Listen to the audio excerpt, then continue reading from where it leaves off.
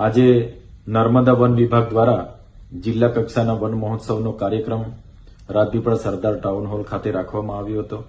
આ કાર્યક્રમને લઈને નર્મદા વન વિભાગના કોઈપણ અધિકારી દ્વારા મને આમંત્રણ પત્રિકા કે ટેલિફોનિક જાણ સુદ્ધા કરવામાં નથી આવી અને એક સરકારી પ્રતિનિધિ હોવાના નાતે પ્રોટોકોલ પ્રમાણે એમણે મને જાણ કરવી જોઈએ તે નથી કરી.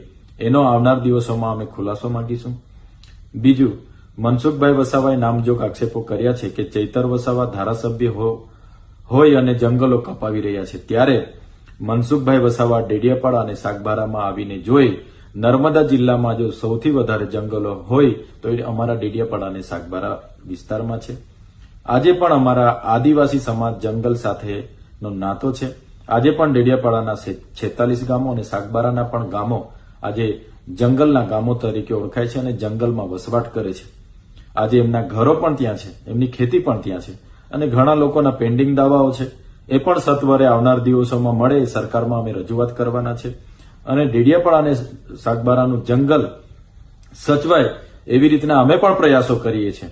મનસુખભાઈ વસાવા, મેં જ્યાં મારું ઘર છે એ ઘર જંગલની જમીન પર અમે બનાવી છે એવા પણ આક્ષેપો કર્યા છે. ત્યારે મનસુખભાઈ વસાવાને હું વિનંતી કરું છું એ જાતે જ આવે અને એની ટેપ પટ્ટીથી જંગલની જમીન ક્યાં છે અને મારું ઘર ક્યાં છે તે માપી લે એવી એમને પણ હું વિનંતી કરું છું.